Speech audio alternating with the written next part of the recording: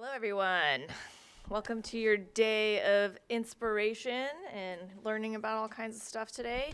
My name is Michelle Dreher, and my sister Angie. Hello. And we run Two-Tone Press.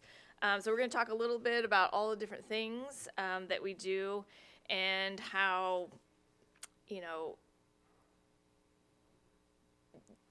we kind of created a path for ourselves. And then once that path was going in a certain direction, we definitely had to shift focus at different points in our careers.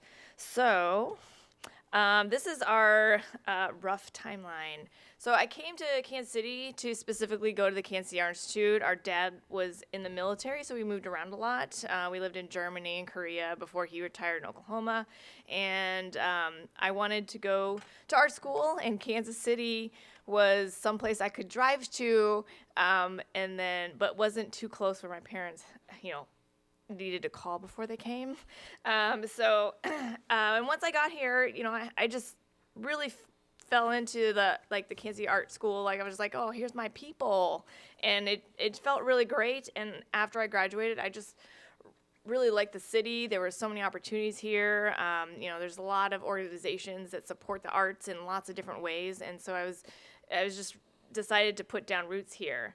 While I was at the Art Institute, I interned for a letterpress shop here in town called Hammer Press, and that's when I kind of learned the process of letterpress printing, which I'll go more into here shortly.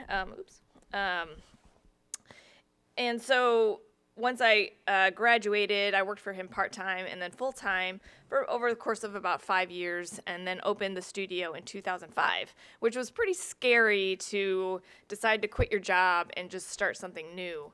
But I decided at the time I wasn't quite sure what I wanted to do, and instead of just twiddling my thumbs about it and thinking about it and wondering all these different things that I could be doing, it's like I should at least just try something. If it doesn't work out, you can always shift focus, like I said.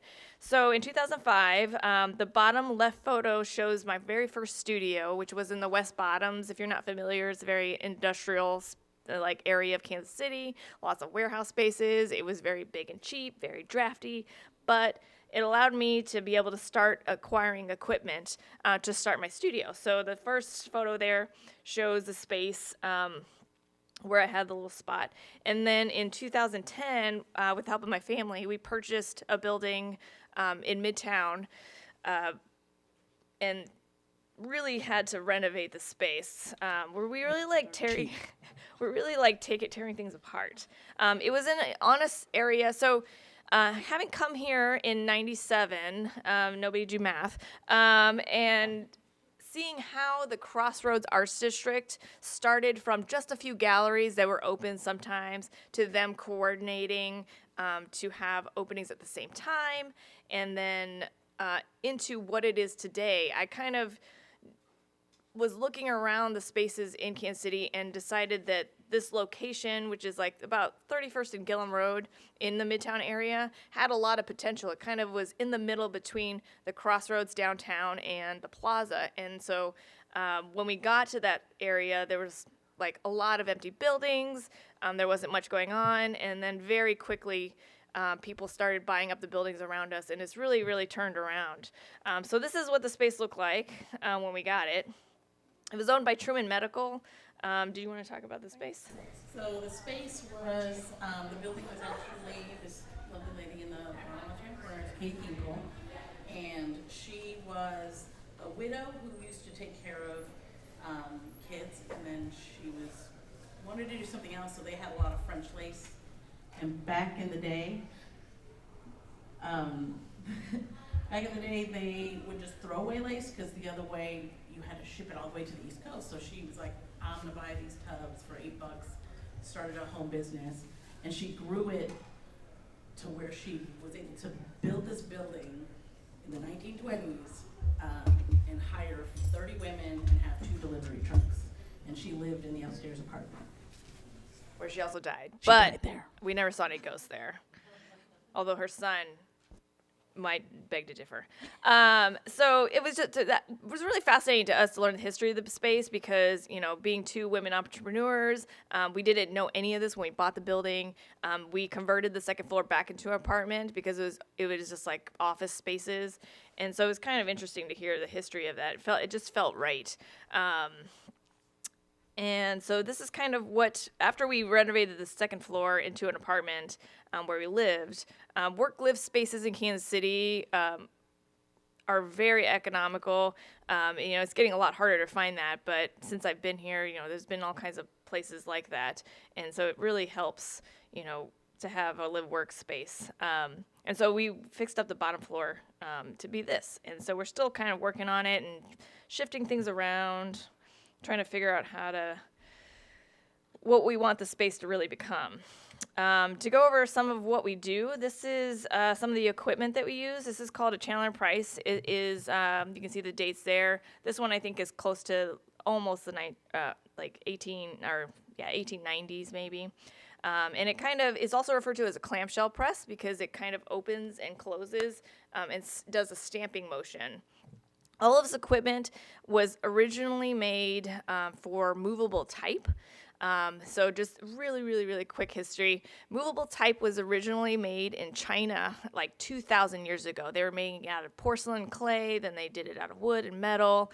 And then it wasn't until the 1400s that the actual movable type Western movable type system was made by the Gutenberg, who first produced the Gutenberg Bible off of the first press that was made. And what happened when that was produced was before that, you would have scribes that hand scribe books. And so books were very rare. People were very illiterate. And so once the printed word came around, you had the ability to share ideas through the printed word. People's literacy rates went up, and then they were starting to come together by those shared ideas. And so it really created this revolution just simply by the printed word. So the history of this is always interesting to me, to be able to use this equipment, and feel these things that are over hundreds of years old, and still functioning. I mean, nowadays, my cell phone lasts a year maybe. So it's kind of nice to have this, to really feel machinery that has simple mechanisms and can stand the test of time. I don't use this very often. It doesn't print very well with those kind of surface areas that I like to use. And so the press that we like to use is this one, which is called the Vandercook. This is a company out of Chicago. This was, they started in the 1900s, or 1909 into the 1976. Over that 70-year period, they probably made 30,000 different presses of various models. And then what ended up happening is that you had other processes, come about in the 1960s and 70s that were much faster, called offset printing and other, more digital printing. And so this became very obsolete and unnecessary. And so these presses went into warehouses and, basements, or they were scrapped for metal. So I think to date, of those 30,000 presses, there's a census that maybe lists 2,500 of these presses. So when I got started in 2005, my first press didn't have a motor. You had to crank it really fast. I got it for I think $400, and then I upgraded to one that had a motor. That one I think I maybe spent $2,000. If you try to get one now, the letterpress community has really thrived. In the we had this presses becoming obsolete in the 70s. There was sort of this 20-year gap, I would say, and when you started entering into 1990s, people, they started wanting something a little more tactile than the sort of digital prints that seemed, were kind of flat. And so letterpress printing started to become popular again through small boutiques that, artists found these presses and they were like, these are awesome machines. And so they started using them and getting really cheap or for free because people are like, just take it away. It's so heavy and in the way. And so in the 90s, it started to build a community of letterpress shops. So to the point where now, if you try to get one, people know the value of these things. And I think the last time a press came for sale, I think it was like $12,000. So people really value these machines. They print beautifully. You can see that the form is horizontal, and then we have this inking system of rollers that rotate and oscillate, and they ink and hold the paper at the same time. And so they create, I like the idea that these like greasy machines with gears and things can be used to make really delicate, beautiful looking prints. So these are some of the products. So Two-Tone Press is a commercial shop, so we do work for hire. A lot of it is like wedding invitations, packaging, stationery, business cards, that sort of thing, is what sustains the shop. But we also, when we have time, do poster work. This is a band poster. This process is referred to a lot of the stuff when I have time. We like to do hand-carved block prints using linoleum. Linoleum, there's a linoleum that I like to use called Battleship Gray linoleum, and it was originally used to line battleships on the flooring, and so then it became used for like block carving, and so that's where the term comes from. And so this one is a reductive print, meaning that I took one block, carved it, printed a color, carved it again, and printed the next color. So you're like layering the colors on top of each other, but it's a quicker way to where you're not having to carve separate blocks for each color, but you have to, it does limit to you on what kind of color palettes you can have. So this one was done on a blue paper where a yellow was printed. So anywhere the blue paper is showing, you cut that first, and then the yellow goes down, and then you cut away anywhere you want that yellow to be, which here, mixing with the blue, our inks are a little transparent, so it kind of has a greenish tone. And then what's left is the darkest color, which you see on the left-hand side. So this is referred to as a reductive process. We like this process because it speeds up the carving process, but in order to here's another example. You can see this isn't even all of the breakdowns. She is always telling me, why don't you just do 2 colors? And I'm like, sure. And then I end up with 6. So I don't even think this is all of them. But you can see, how the progression goes. Do you want to talk the pattern stuff? Oh, yeah. My mic didn't work. So I used to work at Sherwin-Williams, so we acquired all of these paintable wallpaper, and we were like, will it print? So as long as it's relief, we mount it, and we get these patterns, and then we'll layer it blocks on top. And is there more than that? So this one is, you can see that once we had the background, we printed the lino on top, and you can see on the far top left, there's like the first color, which is light blue, and then next to that is, that actually had a couple different light blues. I think there was two different light blues. And then we switched to a magenta, but because their blue was already there, it mixed to kind of a purple. And because I kept the colors kind of separate, where there was more blue in the saxophone and more purples in Josephine Baker, it really separated the colors out. And so when you look at the final layer, which was a navy, it looks more purple on the figure and more blue on the saxophone, but it was actually the same. And then there's handset type on this one. So one of the projects we do every year is the Senior Ceramic Show, which is kind of fun because they just give us a show title, and then we just make a poster design based off of it. So they had a kind of a Bauhaus theme here. The one on the left is actually a fully hand-carved block print that was reductive. I try not to do that much text hand carved. It is very time consuming. The one on the right has a handset type, which you can see on the bottom right. Most of the time what we actually do is if there's blocks of text, we now have a new process where we can get a relief plate made out of a plastic polymer, so we can take a digital file and then make it into a plate. And so that really frees up our design capabilities. And so that's what we use for clients, where we can create digital designs and they can, see what it looks like and give us the okay before we do it. So this is kind of some of those. Another project that we do is there's a tribute band called The Band That Fell to Earth. If anybody is Bowie fans, this is like a super amazing show that happens every January. To call it a cover band, it does a disservice because it's just like an amalgamation of all of the best musicians in the Kansas City area coming together to play Bowie music. And so they asked us if we wanted to do it, and I'm a huge fan, so I was like, hell yeah. So and then again, these projects are really fun. They may not pay as much, but it's like we get to try different design styles and try to push what the illustrations look like and the color palette in each project. So we learn a lot when we're doing this.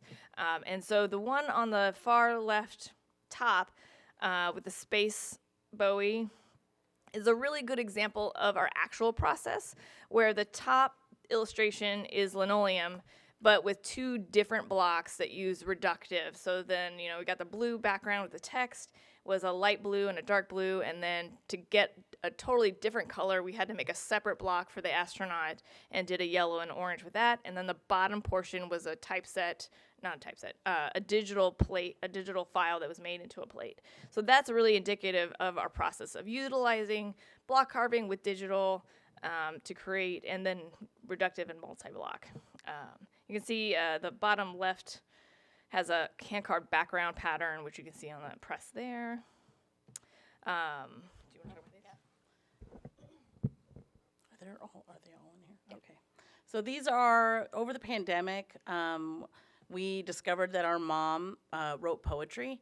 So she thought it was cool, that we thought it was cool, so she then started texting us all of her poetry. And then we took our favorite four and created these prints collaboratively based on her poems, and then we worked with her to translate them to put on the poster. These are, the chrysanthemum is multi-block reductive with a little bit of hand rolled, so you can see like the bottom of the chrysanthemum is dark, where we just like inked the red but then added the dark just to give it that punch. And then we added the poetry, and then the one on the right is a red block, a yellow block, and a blue block that we used. So it was also partial reductive. And then these were also same. We hand rolled a rainbow roll at the top where we lay out the ink side by side and then roll it this way. So yeah, those are probably our newest prints. Then, go ahead. So that kind of gives you an idea of the stuff that Two-Tone Press does. Being in a shop that, it's just the two of us, we really wanted to kind of break out of that and have a community aspect where we're bringing people in the shop. People really like, the act of printmaking, and we wanted to introduce that to and the possibilities of that. And so in 2017, we started Print League KC with the help of another printmaker here that was here, Ani Vulcan. And we acquired other equipment to kind of round out the shop. So we had an etching press, a litho press, silk screen equipment, so that we could provide a facility for those people who have experience with printmaking but don't have access to facilities, and for students that are doing that sort of processes, and then once they get out of school, they lose access to that. We wanted to have a space where people could, buy memberships and utilize the equipment. And then we also really enjoy doing workshops. I actually have a background where I taught at the Nelson Atkins for 14 years in the Learning Center there. And so I really enjoyed working with people, students of all ages. I've done preschool on up to adults. And so we have done workshops at our shop here. So this one was a letterpress card making workshop, some kid texture workshops. We also had brought in other artists to do other kind of paper related projects. So we had someone who did paper marbling. We did book binding workshops. You can see that we've done Lego printing, which is a really fun process. Typesetting is like tiny little letters. It's very time consuming, and block carving is like equally as time consuming. It takes days to do block carvings and print them. And so this was a very accessible way where we could give someone a matrix. You know, people kind of have a nostalgic feeling over Legos and playing with them, and you just create a design on the surface, and then we put it on our press and print it. And so I brought in our mobile press, which we'll show in just here shortly. Here's some students doing some Lego printing of all ages. And so it's been really great to bring in the community and share our love of printmaking with the Kansas City community. And so, you know, in the last, you know, so I don't know, I guess next year will be amazingly 20 years that Two-Tone Press has been in existence and established. And we've tried lots of different things, and we're now trying to figure out how to bring it back to, you know, reduce the amount of things that we're doing so that we have more of a focus. So we spent like basically the last 2 decades like trying a lot of different things. And so one of the other things that we were doing is that next door to the building that we have, we acquired the building next door, and her husband is a tattoo artist, and so we built a tattoo shop, but then as part of that, we also renovated and created gallery space. So it's kind of nice to have, you know, our print shop that has a community aspect, artists can come and make work, and then, you know, have the opportunity to show in an actual professional gallery next door. So again, jumping into tearing stuff up and finishing spaces, just can't get away from it. The very last thing that we ended up doing recently is my sister and I wrote a children's book. We didn't think that we would have the time. It's been something that's been kind of percolating for a while, and so we didn't think we would have the time to do the illustrations justice. And so we found an illustrator who is semi-local out in Kansas, who does beautiful watercolor pencil work. And so this is our children's book. In the children's book field,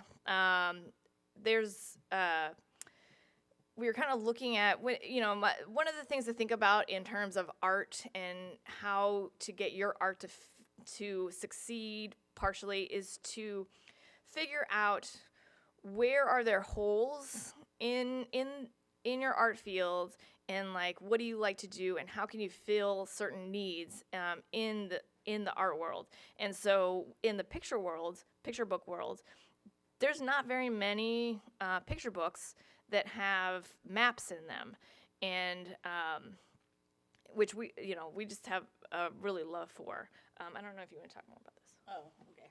So basically, whenever we started the picture books, my son was in between an age where you shift from picture books to chapter books, and it bothered me that a lot of the picture books had less sophisticated vocabulary. And so we were like, well, there's a hole, let's fill it. So when we added maps, we added a glossary, we have an appendix of animal facts so that kids can have autonomy to find their own information. Like we grew up with having encyclopedia, but they don't have that anymore because everything's on Google. So just like filling this gap where they can have a book and maybe hopefully spurn other books that will follow suit and add those sorts of things. Oh, okay. The story is about the main character hears a rumor about a sea monster, decides to do some research. They come up a short, and so they decide they want to capture a sea monster.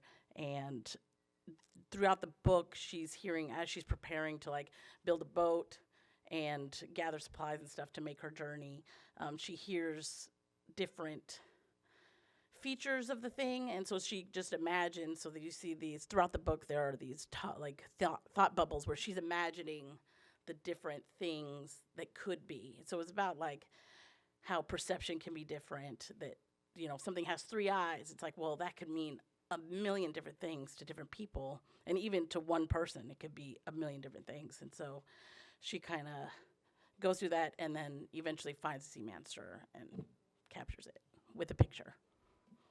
It's for kids. Sorry, you're our first group, so apologies for stumbling over our words. Our brains are just waking up. So that's sort of a very like broad nutshell of all the different aspects of what we've been doing for the last 2 decades. And now we're just really trying to refocus and, after trying, a bunch of different things, it's kind of spread ourselves out a little thin. And so we're trying to bring that back down and like really focus on the things that we love to do. So even though, Printly was something that we really liked doing, we were having, but pre-pandemic, we were having like 2 to 3 workshops every month.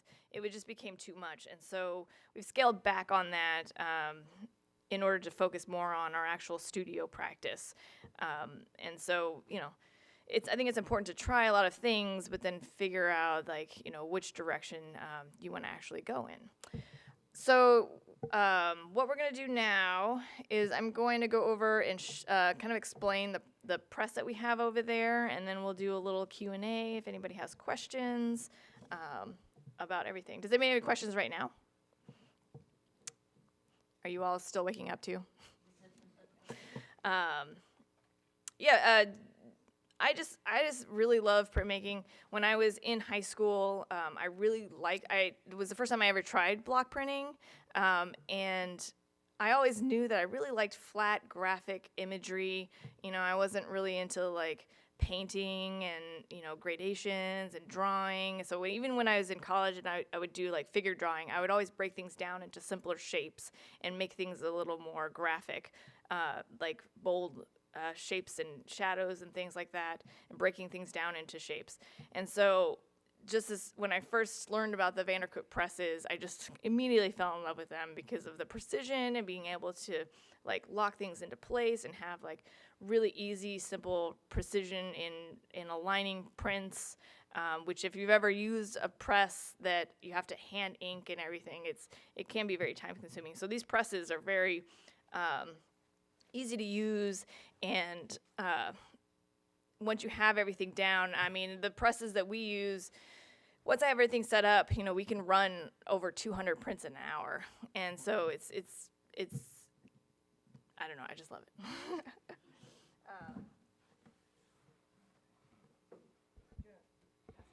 Yeah. So, first on the table, we left examples of some of the reductive prints that we've done. There's the Kansas and Missouri prints and the other print, those are multi-block. So particularly on the Kansas and actually on all of them, there's actually no green on that was printed. It's just the layering of the yellow and the blue on the Kansas and state prints. And then Michelle's got the Lego set up over here. It is not. We can record audio over here if you guys want to keep going. So this little portable press that we have here is a precursor to the Vandercook press that we use in our shop that has the motors and everything. This does have a nameplate that it was made by the Vandercook company. It says it's a ball bearing proof press, but they're also referred to as office presses or show car presses. And these presses can be very large, 18 by 24. This one's a little more petite.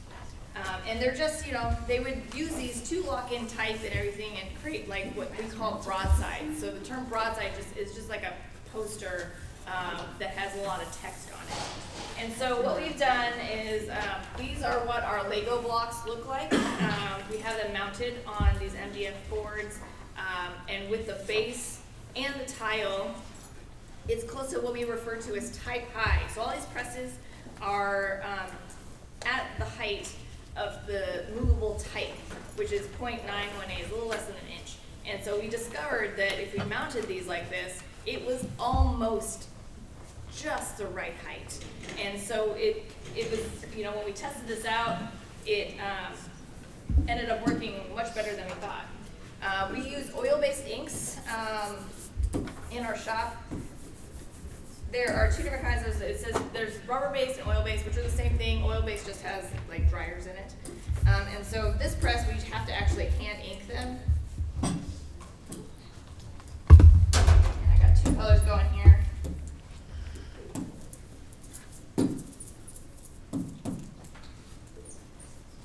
But unlike an etching press, which is what you would typically think of as has a big roller and a cylinder, this locks everything in place just like the presses that we use in our studio.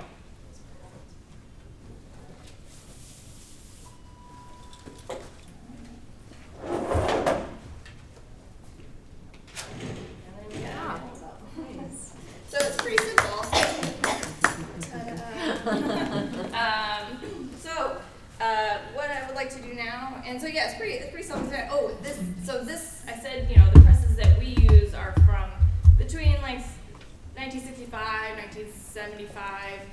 This one is actually 1936 is when this press was made. So now you can come up and take a look at a book up close. These two books we have our wedding album that has some of our wedding projects in it and business cards. And then, you know, if you want, you can try this out. We've got, you know, some already made. We'll try to make some more if you want to take one with you. We also have, is this on? Some free bookmarks and business cards up here. So you can ask us questions right now, or you can ask us up here. I talked really fast because I didn't know how much time we had. So it's been a while since I did our full presentation, so hopefully you caught most of it. So most of you are all high schoolers, right? Is anybody into printmaking?